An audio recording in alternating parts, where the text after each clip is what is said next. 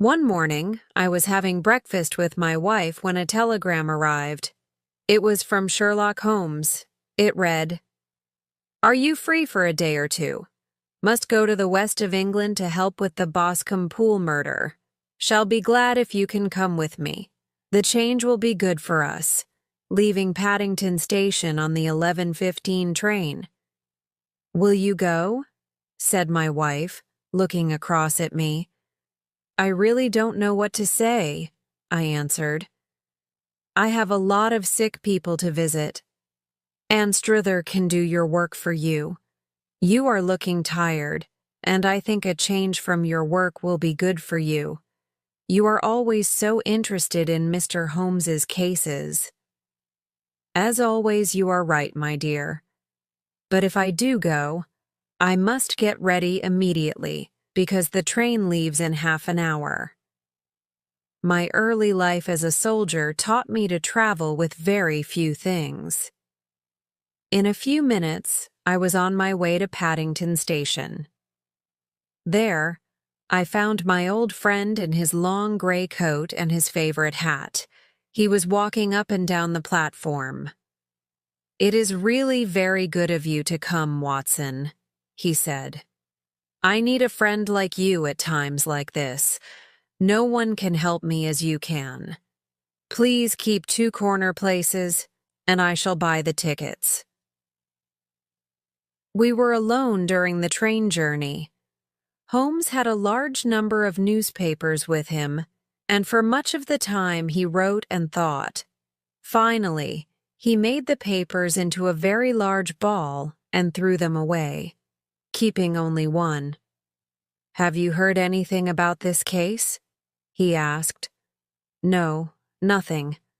I have not seen a newspaper for some days. The London papers have not written much about it. I have read them all because I need to know all the facts. It seems to be one of those cases which looks very clear. That is why I think it will be difficult." "Isn't that strange?" "Oh no. Cases which seem very easy, like this one, are often the hardest, I find. But just now, things look very serious for the son of the murdered man." "So you are sure that it is a murder?" "Not yet. It seems to be. But I must believe nothing until I have studied all the facts. Now, I shall explain in a few words what I have read. Boscombe Valley is near Ross in Herefordshire.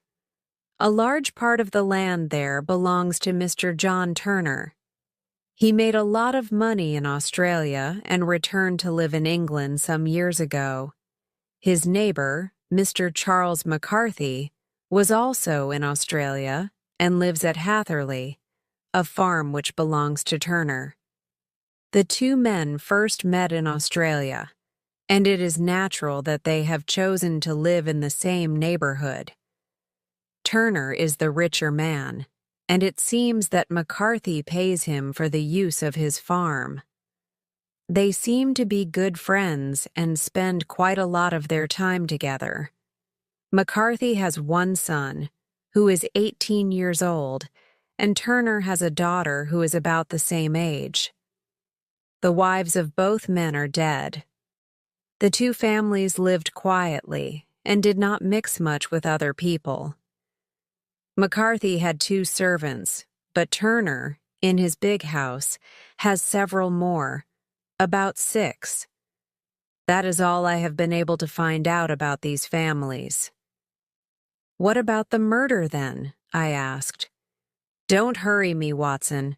Just listen. I am coming to that." Last Monday, 3rd June, Charles McCarthy went to the town of Ross with his servant. This was in the morning. While he was there, he told his servant to hurry because he had an important meeting with someone at 3 o'clock that afternoon. They drove back quickly to his house at Hatherley. Just before 3 o'clock, McCarthy left the farmhouse and walked down alone to Boscombe Pool. He never came back. It is 1/4 of a mile from Hatherley Farm to Boscombe Pool, and 2 different people saw him as he walked that way. One was an old woman, but we do not know her name. The other was a manservant of Mr. Turner, called William Crowder. Both people say that McCarthy was alone. The servant also says that a few minutes after he saw McCarthy go past, he also saw his son, Mr. James McCarthy, going the same way. He had a gun under his arm. The son could see his father and was following him. But Crowder, the servant, thought nothing of this until he heard of McCarthy's death later that evening. "You explain it all so clearly," I said. "I have told you to listen, dear doctor. When I have finished, you can say what you like. I shall continue. Another person saw the 2 McCarthys after William Crowder. The land around Boscombe Pool is full of trees, with a little grass in the open parts beside the water. A girl of 14, Patience Moran, was picking flowers among the trees that afternoon. She saw Mr. McCarthy and his son close to the lake. They both seemed to be very angry. She heard Mr. McCarthy using strong language to his son. She saw the young man lift up his arm. He seemed ready to hit his father. She felt so frightened that she ran away. When she got home, she told her mother about the quarrel. "When I saw them, they seemed to be going to have a fight," she said. Just as she was speaking, young Mr. McCarthy came running up to their home. "I have just found my father by the pool," he shouted. "He is dead. We must get help." He looked very excited, without either his hat or his gun. His right hand was red with blood. Immediately, Patience's parents went with him to the pool, where they found his father's dead body lying on the grass. There were many wounds in his head, made by something thick and heavy, like the wooden part of the young man's gun. They found this gun lying on the grass not far from the dead man. The police soon came and immediately held the young man for questioning, then locked him up. His case will come up in a few weeks' time. "Everything points to the fact that the young man is guilty, does it not?" I said. "The facts are not always what they seem," answered Holmes. "We think that they all point to the same thing, but if we look at them in another way, they can tell quite a different story. It is true that the case against the young man is very serious, and maybe he is, in fact, guilty. But there are several people who believe that he is innocent. One of these is Miss Turner, the daughter of McCarthy's neighbor. She has asked Detective Lestrade to take on the case, and now Lestrade, since he cannot really say no, has asked me to help him. That is why we are hurrying along in a train instead of having a quiet breakfast at home. I am afraid that the case is so clear that no one will thank you for showing what happened," I said. "We shall see," my friend answered. "We both know that Lestrade is not as clever as he thinks, and I am sure that I shall notice some things which he has missed. But there is something more to tell you.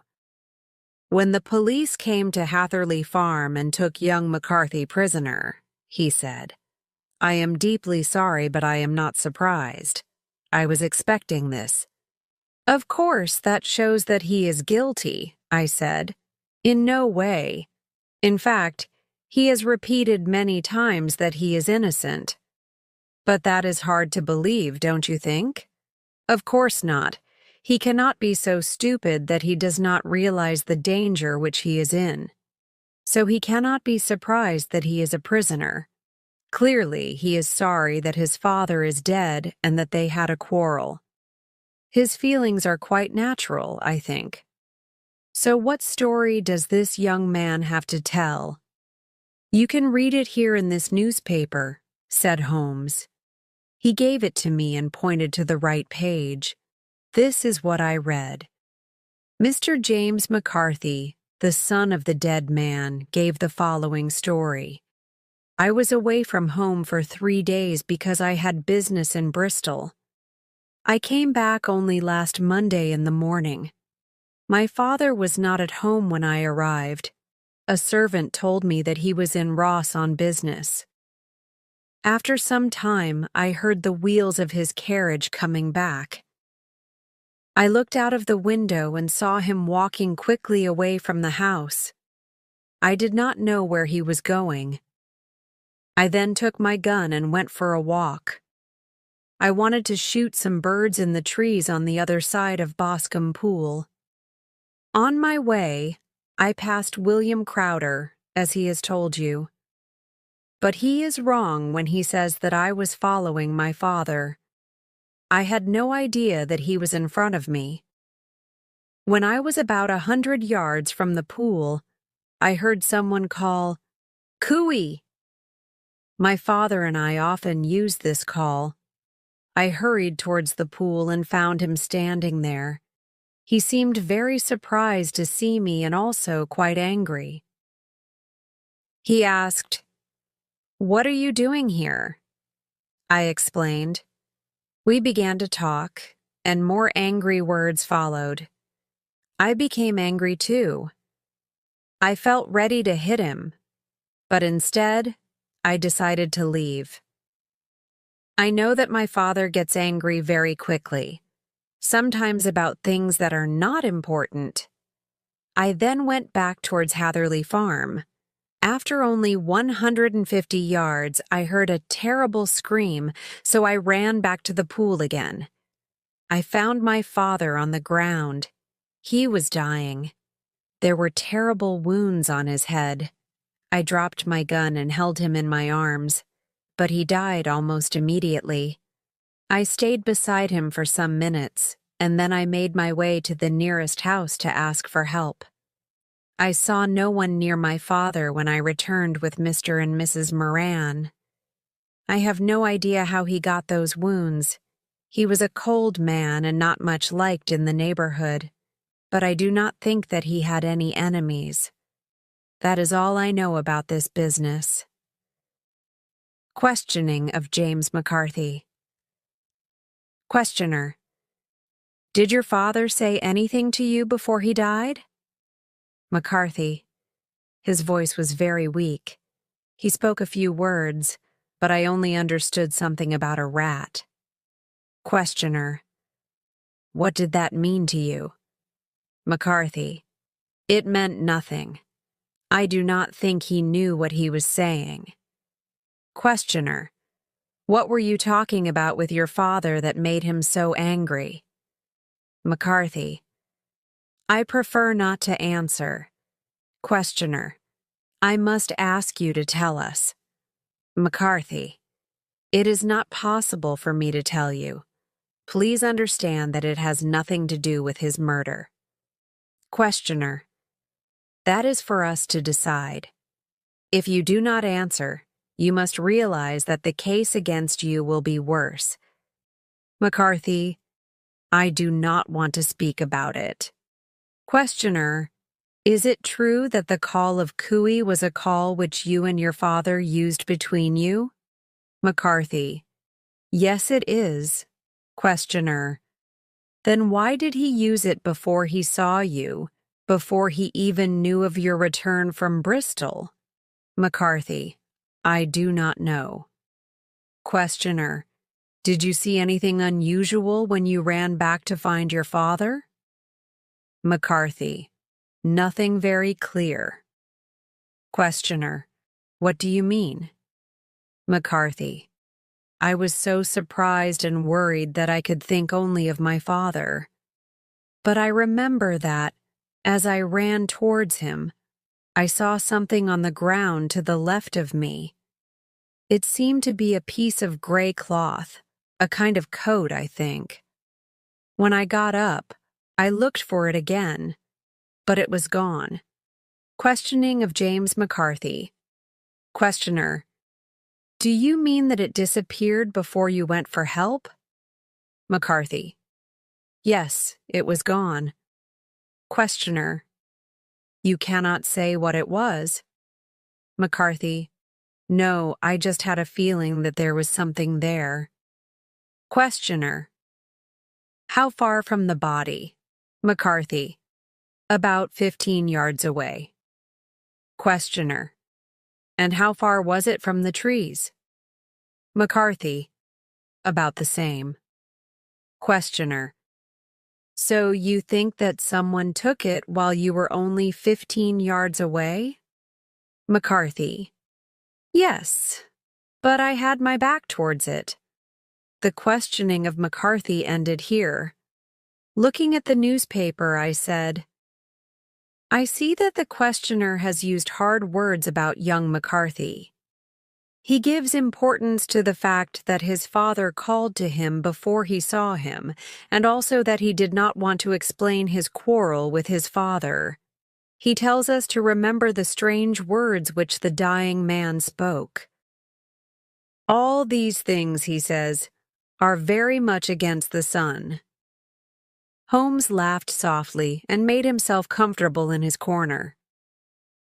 Both you and the questioner have pointed to just those things which help the young man's case most.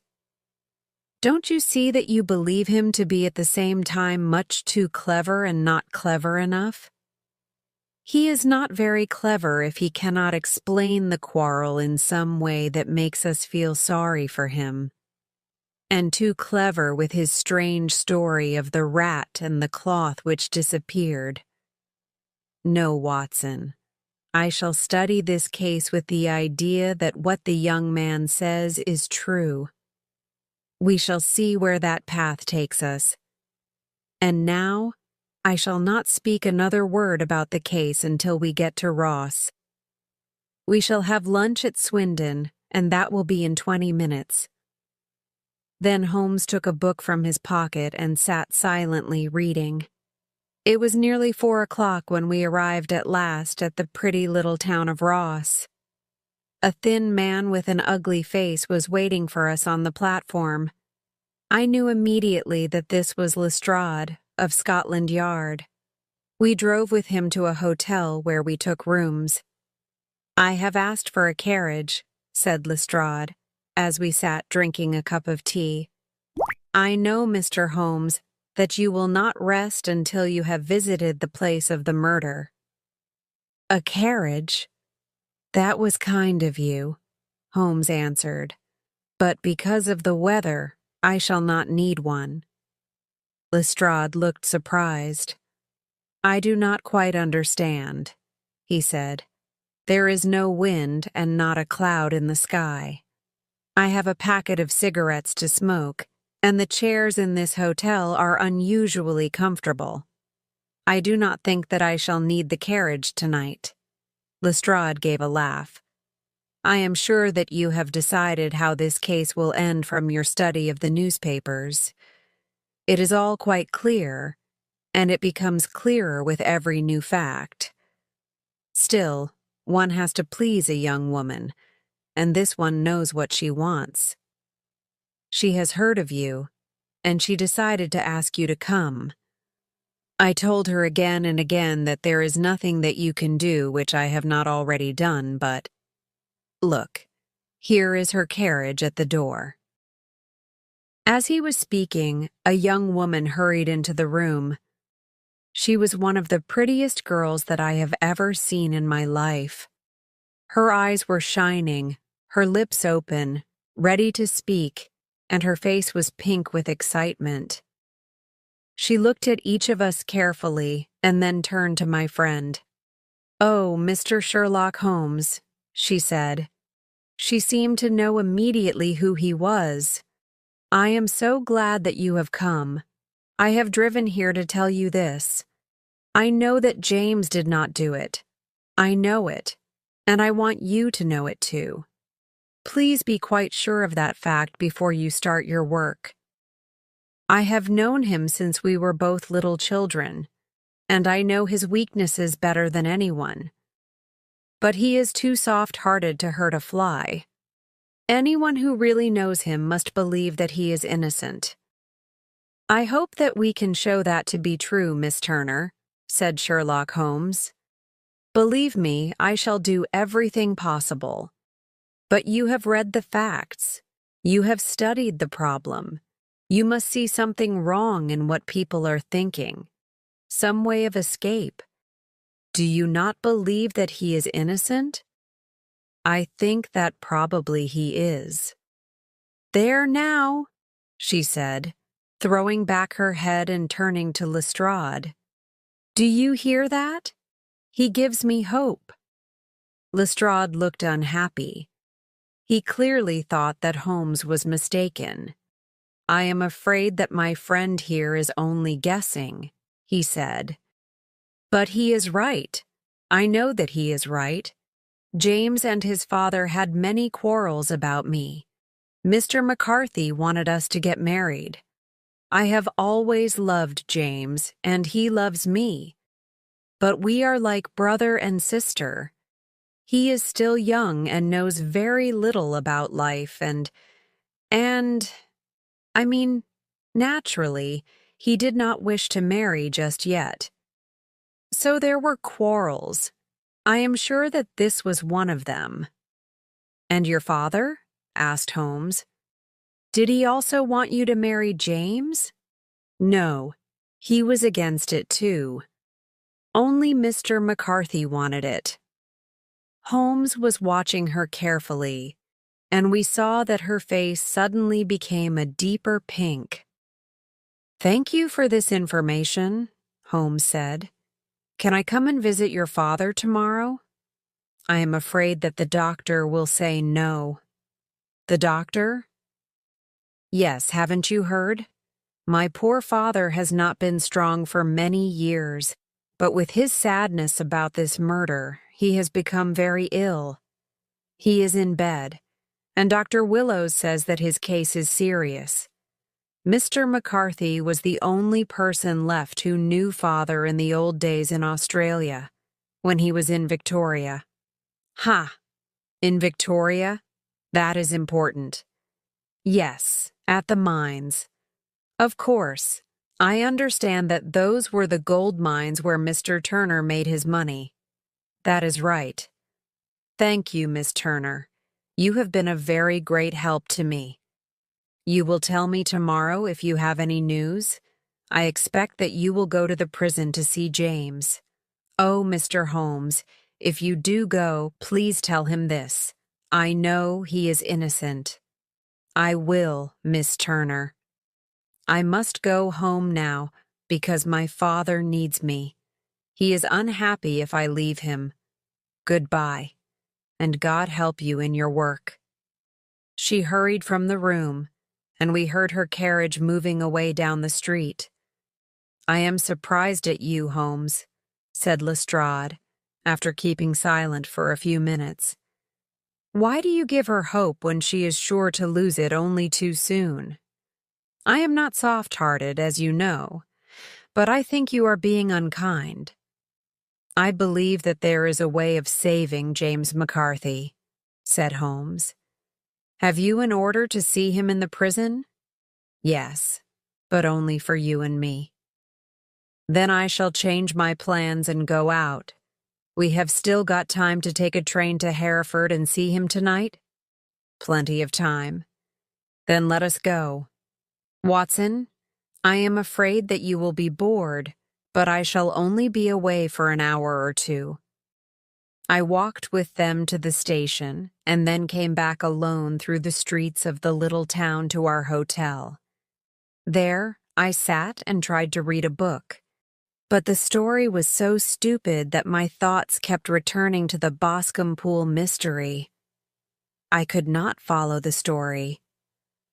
Finally, I threw the book across the room and began to think only about the happenings of the day. Perhaps this unlucky young man's words were really true?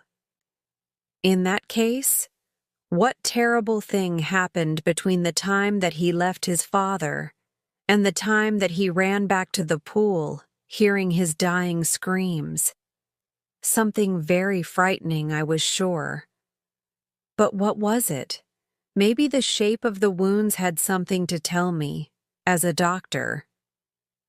I rang the bell and asked for the weekly newspaper, which had a description of them. The wounds were in a group on the back part of McCarthy's head, on the left side. Clearly, the murderer hit him from behind. This fact made James McCarthy's story easier to believe, perhaps. They were face to face during their quarrel, he said.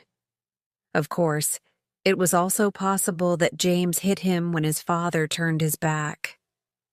Still, I decided to give Holmes this information. Then there was the strange talk of a rat when the old man lay dying.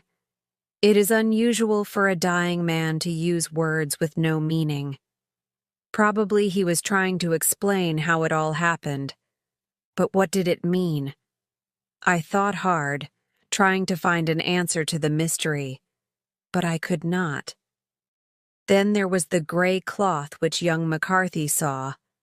If this was true, then perhaps the murderer dropped it, his coat maybe, when he was running away. But the son was sitting beside his father, just a few yards away, and saw no one. So every part of the case seemed to bring more problems. Lestrade's ideas did not surprise me, but I believed strongly in my friend Sherlock Holmes. He will find new facts, I thought to myself, and I need not lose hope if each new fact points to young McCarthy's innocence. It was late before Sherlock Holmes returned. He came back alone because Lestrade was staying at a different hotel. I told him about the head wounds, a fact which he seemed to find interesting. The weather seems to be staying fine, he said. We don't want any rain to fall before we can look at the ground, but we must rest and be fresh for important work of this kind. I did not want to begin it after that long journey. I have seen young McCarthy. And what did you learn from him? Nothing. Couldn't he tell you anything? Nothing, as I have said. At first I thought that he must know the name of the murderer. He wanted to save him or her. That was my idea. But now I am sure that he knows as little as we do. I must say that he is not a very intelligent young man, even if he is good-looking and also, I think, good-hearted. I do not think much of his taste, I said. If he really does not want to marry Miss Turner. Ah, that is a long, sad story. This boy is deeply in love with her. But 2 years ago he did a very stupid thing. Miss Turner was still at school then and away from home. He did not know her very well. James became friendly with a woman in Bristol who worked in a bar. He married her secretly. Even now, no one knows that he is married. So think of his feelings when his father told him again and again to marry Miss Turner. He dearly wanted to marry her, but he knew that it was impossible. His father, as we now know, was a cold, hard man, and James could not tell him about his wife. He has spent the last 3 days in Bristol with this bar woman, and his father, of course, knew nothing about it. Remember that fact. It is very important. But something good has happened at last because his wife has now left him.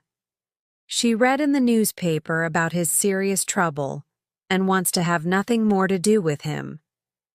She has written to say that she has a husband already, a sailor, and that she and James are not really married. This piece of news has made poor James a lot happier. But if James is innocent, then who did the murder? Ah, who? I want you to notice 2 important facts. The first is that the murdered man went to the pool to meet someone. This person was not his son because his son was away from home. McCarthy did not know when his son was coming back. The second fact is that the murdered man called Cooey, not knowing about his son's return. Those are the two things which will help to save young James. And now let us change the subject. We shall talk no more of murders and leave all that business until tomorrow. Holmes was right. There was no rain during the night, and the next day was bright and cloudless. At 9 o'clock, Lestrade came for us with the carriage, and we left for Hatherley Farm and Boscombe Valley. "There is serious news this morning," said Lestrade. "I hear that Mr. Turner is dangerously ill. The doctor thinks that he is dying." "He is quite an old man, then?" asked Holmes.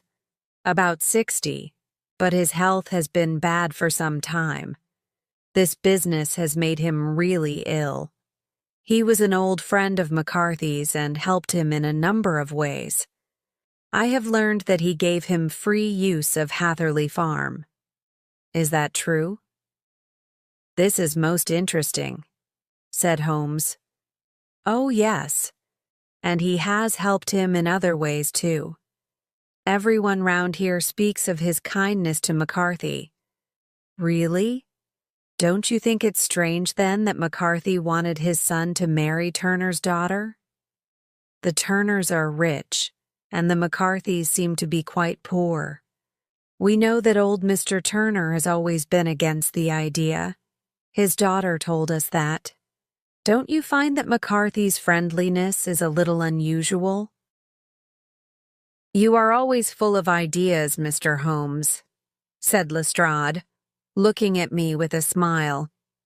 "I have come here to study the facts, and they are difficult enough. Your thoughts always fly away from the real problems." "You are right," said Holmes quietly. "You do find it difficult to notice the facts. Well, I have understood one fact which you do not seem to get hold of," answered Lestrade, not very pleased. "And that is? That young McCarthy killed his father. Any other way of seeing this case is just not possible." "Let us agree to disagree," said Holmes, laughing. "But if I am not mistaken, there is Hatherley Farm on the left.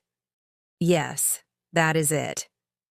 It was a long, low building made of gray stone, and it looked comfortable.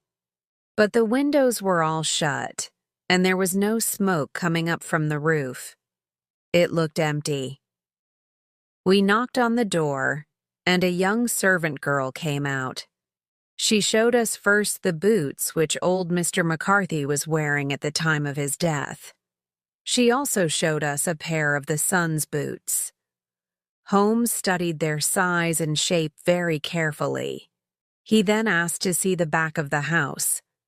From there, we took the path which went to Boscombe Pool. Holmes seemed to change as he hurried towards the place of the murder.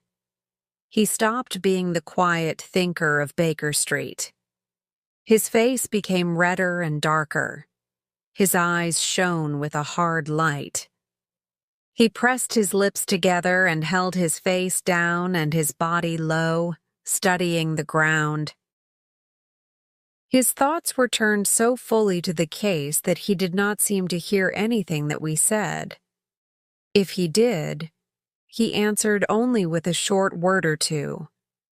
He made his way quickly and silently along the path which went across the fields and then down through the trees to Boscombe Pool. The ground was soft and wet as we got nearer. There were the marks of many feet, both on the path and on the short grass on each side. Sometimes Holmes hurried on.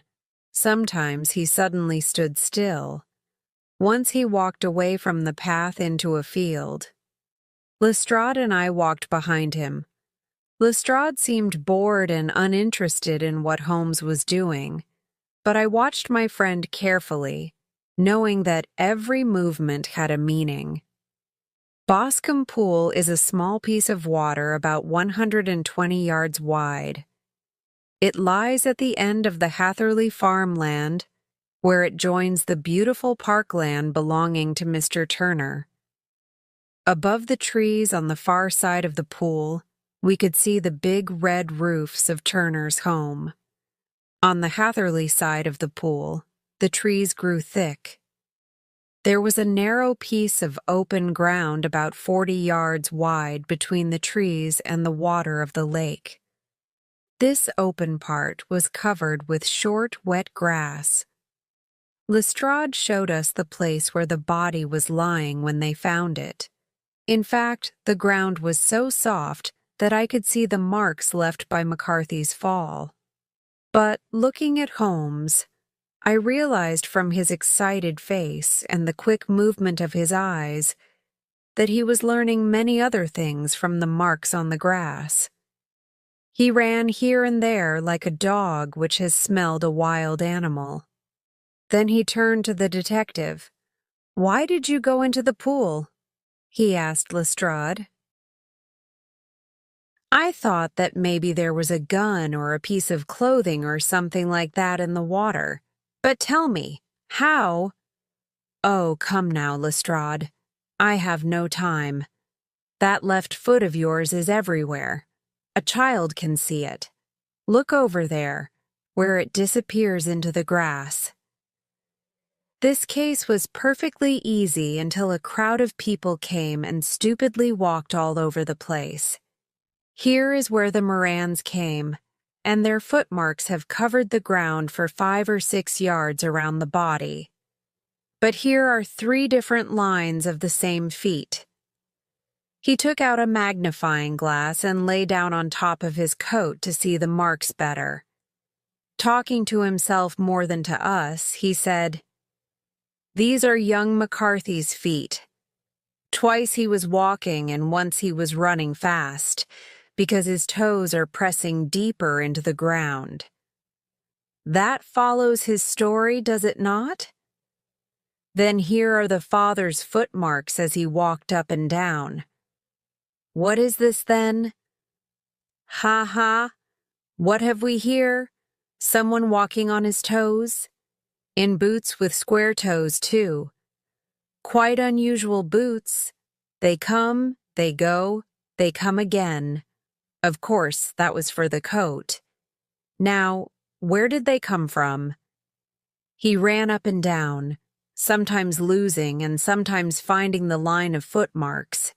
Soon we were standing in the shadow of a very big tree, the largest of them all. Holmes followed the marks to the far side of the tree. Then he lay down on his front again with an excited shout.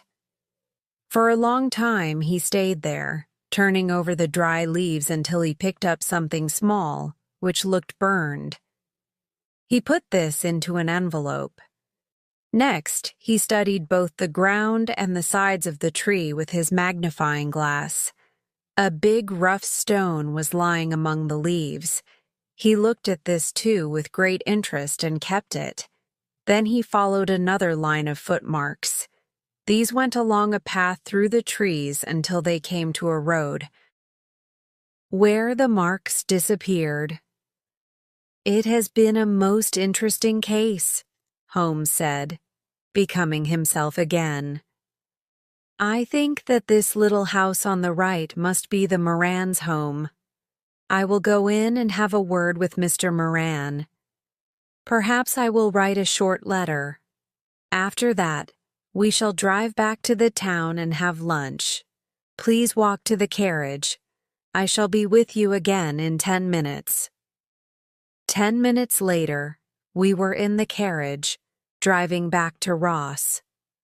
Holmes was still carrying with him the stone found among the trees. "You will be interested in this," he said to Lestrade, holding it out. "I see no marks on it. There are none." "How do you know that it is important, then?" "The grass was growing under it. Clearly it was lying there for only a day or two. I could not find the place that it came from. There are too many stones around. But it is the right shape to make the wounds in McCarthy's head. And the murderer? He is a tall man, left-handed, with a bad right leg. He wears thick shooting boots and a gray coat, smokes Indian cigars, uses a cigar holder, and carries a pocket knife. Not a very sharp one. There is more information that I can give you, but that will be enough for you to find him, I think. Lestrade laughed. I am afraid I find all this hard to believe, he said. This information is all very well, but it does not show that a person is guilty of murder. We shall see, said Holmes. You work in your way, and I shall work in mine. I shall be busy this afternoon, and I shall probably go back to London on the evening train. And leave the case unfinished? No, finished. But the mystery is a mystery no more. Who was the guilty person then? Oh, God help us. The person I have just described, of course. But who is he? That will not be difficult to find out. The number of people who live in this neighborhood is not large. Lestrade had a hopeless look on his face. I am a sensible man, he said slowly. I really cannot run all over the place looking for a left-handed man with a bad leg. My friends at Scotland Yard will laugh at me. All right, said Holmes quietly. I have given you the information. Now, here we are at your address, I believe. Goodbye. I shall send you a few words before I leave. We dropped Lestrade at his hotel and then drove to ours, where we found lunch upon the table. Look here, Watson, said my friend when the meal was over. Just sit here in this chair and listen to me for a little. I am not sure what to do, and your ideas will be useful. Light a cigar, and I shall explain. Please do. Well, when we first learned about this case, there were two things that we both noticed immediately. They are both parts of young McCarthy's story. To me, they showed him to be innocent. To you, they seemed to make him guilty. The first thing is that his father called cooey to him before he saw him. The second is that he spoke of a rat as he lay dying. He said several other words you remember, but that was the only word that his son understood. Now, these two facts must be the start of our thinking. We shall also begin by believing that the boy's story is perfectly true. What about this cooey, then? Well, clearly the father was not calling to his son. The son, as far as he knew, was in Bristol. It was just luck that James heard his father's call. The cooey was for the person that old McCarthy was going to meet.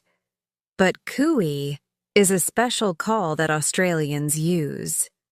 The person whom McCarthy expected to meet at Boscombe Pool was probably someone who knew Australia. What about the rat in that case? Sherlock Holmes took a piece of paper from his pocket and put it on the table. This is a map of Australia, he said. I sent for it last night. He put his hand over part of the map. What do you read? He asked. Arat, I read. And now? He lifted his hand. Ballarat. Quite right. That was the word which the old man spoke. But his son only understood the last part of it. He was trying to give the name of his murderer, Mr. Something of Ballarat. That's most surprising, I said. It is perfectly easy, said Holmes. And now, you see, the number of possible people immediately becomes much smaller. Someone who has a gray coat or jacket. That is another thing we can be sure about if we believe the son's story. We have already come from knowing nothing to a picture of an Australian from Ballarat with a grey coat. Quite true. And this person felt at home in the valley because it is only possible to get to the pool across other people's land. Strangers cannot usually go there. Again, you are right. Then there is our visit today. By looking carefully at the ground, I was able to describe the wanted man still more fully to that stupid Detective Lestrade. But how did you find out those other facts? You know my ways. It is the very small things that I always look for. You knew that he was tall because the space between the footmarks showed a man with long legs, and the marks also told you what kind of boots he wore. Yes, they were unusual boots. But his bad leg? The mark of his right foot was always less clear than the mark of his left. He stood more heavily on the left because his right leg hurt him. But you also say that he is left-handed. Ah, yes. It was you, dear Watson, who noticed the kind of head wound which the doctor described. The murderer hit McCarthy from behind, but on the left side of the head. This shows that he was left-handed. Try to do it with your right hand if you do not believe me. During the quarrel between the father and son, he stood behind that big tree. He was smoking at the time. I found the ash from a cigar, which I know to be an Indian cigar, at the foot of the tree. You remember that smoking is one of my favorite subjects, and that I have written a paper on the ash from 140 different kinds of pipes, cigars, and cigarettes. I looked around and soon found the cigar end lying among the leaves. It was an Indian cigar from a shop in Rotterdam. And the cigar holder? I could see that he did not put the cigar end in his mouth, so I know that he uses a cigar holder. The end was cut off, not bitten off, but the cut was not a clean one. This showed me that he used an old pocket knife. Holmes, I said, you have described this man perfectly. Now he cannot escape, and you have saved an innocent man's life. Now I see where all these facts are pointing. The guilty man is Mr. John Turner, called out the hotel waiter, opening the door of our sitting room for a visitor. The man who came in was strange and frightening to look at. He walked slowly and with difficulty. He looked sick, but his hard face, full of deep lines, and his heavy arms and legs showed that he was strong, both in body and in his feelings. His untidy beard, thick gray hair, and dark eyes gave him a wild, proud look, but his face was white as ash. I noticed the light blue color of the skin around his nose and lips. As a doctor, I could see immediately that he was seriously ill. Please sit down on the sofa, said Holmes softly. So, you got my letter? Yes, Moran brought it to me. It says that you want to see me here because it will make things easier. I think that people will talk if they see me going to your house. And why do you want to see me? He looked at my friend with sad, tired eyes. He seemed already to know the answer to his question. Yes, said Holmes, answering his look more than his words. It is true. I know all about McCarthy. The old man hid his face in his hands. God help me, he shouted. I did not want the young man to get hurt. If the case goes against him, I promise you that I shall tell the police everything. I am glad to hear it, said Holmes in a serious voice. I have not spoken yet only because of my dear girl. But no, it will break her heart if she hears that I am a prisoner." "Perhaps that need not happen," said Holmes. "What?" "I am not a policeman. I understand that it was your daughter who asked me to come, so I am working for her. But," and here he looked hard at Turner, "you must save young McCarthy." "I am a dying man," said Turner. "I have had diabetes for years.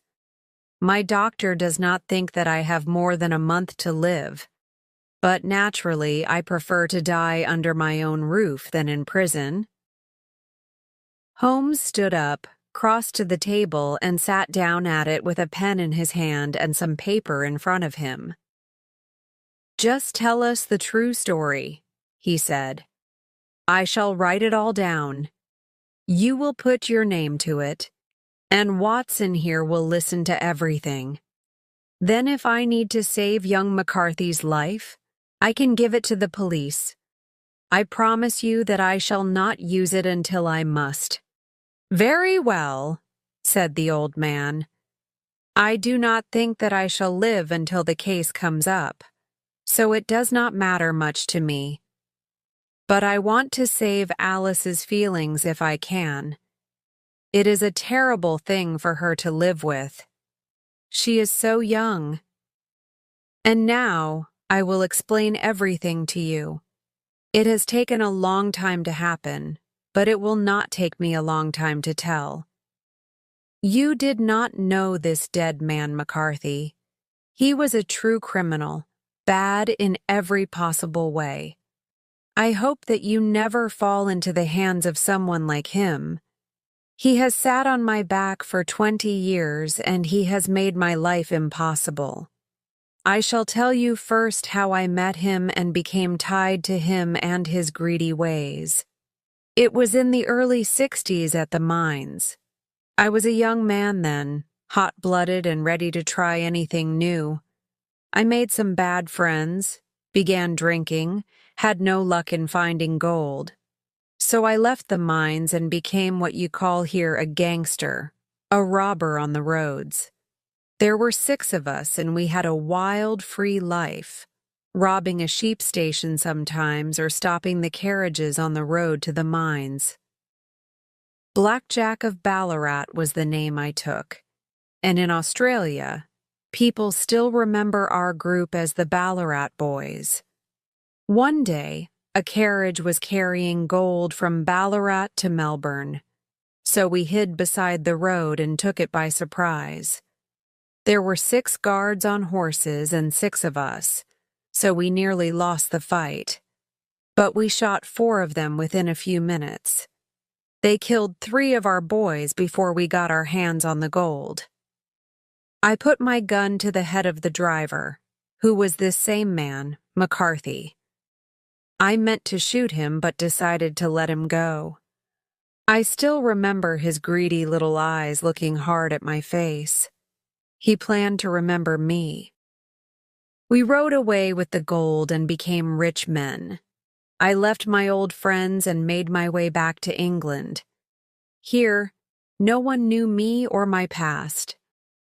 I decided to stop traveling and live a good and quiet life. A family wanted to sell that big house at Boscombe, so I bought it. I began to put my money to good uses, unlike the way I first got it. I also got married. My wife died young, but she left me dear little Alice. Alice is all the world to me. Even when she was still a baby, her little hand seemed to show me the right way to live. She is the first person who has ever done that. In a word, I changed my selfish ways and did everything I could to become a better person. All was going well until McCarthy came along. I was in London on business one day, and I met him by accident in Regent Street. He was almost without shoes on his feet or a coat on his back. "Here we are at last, Jack," he said, touching me on the arm. We shall be like a family to you. There are two of us, me and my son, and you can look after us now. And if you do not, remember that this is England. There is always a policeman nearby to tell my story to." Well, they came down to the West Country, and I could not shake them off. They lived without paying in the best farm that I had. There was no rest for me now, no forgetting. Everywhere I went, his greedy, smiling face was at my side. He asked for everything that he needed, and I gave it to him without question. Money, a house, a carriage. It got worse as Alice grew up. He soon realized that I was more afraid of her knowing my past than I was of the police. At last, he asked for the one thing I could not give. He asked for Alice. His son, you see, was a young man, and Alice, too, was not a child anymore. He thought it a wonderful idea for his son to have all my land and money when he married Alice. But of course, I could not agree. I did not dislike the boy, but his father's blood is in him, and that is enough. I told McCarthy no, never. McCarthy was ready to go to the police. I told him to do his worst. We finally agreed to meet at the pool, halfway between our two houses. We were going to talk about McCarthy's plan one more time. When I went down there, I saw him talking to his son. They were having a quarrel about Alice. I hid behind a tree and smoked a cigar because I needed to talk to Charles alone. But as I listened to his words, everything inside me that was black and angry seemed to break out. He was pressing his son to marry my daughter. It didn't seem to matter what my daughter's feelings were. He spoke of her as if she was a woman of the streets. It made me wild to think of my dearest child in the hands of that criminal. How could I break the tie? I was already a dying man with no hope left. My head was clear, and my arms were still strong, but I did not have long to live. But my daughter, and the picture she had of her loving father, I could save them both. I only had to stop that man's tongue from telling my secret. So I did it, Mr. Holmes. I feel able to do it again, right or wrong. I have done many bad things in my life, but I have paid for them. I could not stand still and see my innocent daughter so hurt. I hit him, and he fell. To me, he seemed nothing more than an animal. His screams brought his son running back, but by this time I was among the trees. Of course, I had to go back and get my coat, which I dropped as I hurried away. That is the true story, Mr. Holmes, the story of everything that happened. Now show me that paper.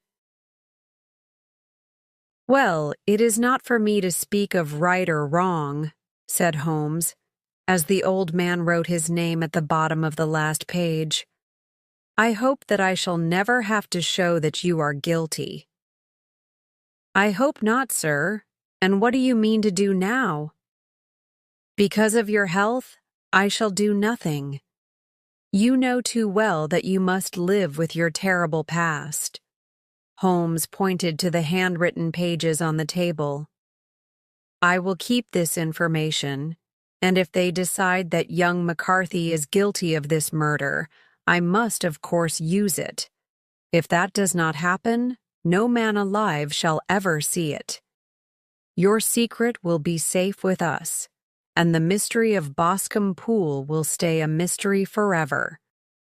Goodbye, then, said the old man in a broken voice. When your time comes, you will be able to die knowing that you have done a great kindness. His great sick body was shaking as he slowly left the room. God help us," said Holmes, after keeping silent for some time. "Why is life so hard on poor old men like him? Every time that I meet a case like this, I say to myself, 'There but for the goodness of God goes Sherlock Holmes.'" James McCarthy's case came up some weeks later. The decision was not guilty of murder. The few facts which Holmes gave to the police were enough to free him. Old Turner lived for 7 months more, but he is now dead. It seems that James and Alice will soon become husband and wife, knowing nothing of that great black cloud that rests over the past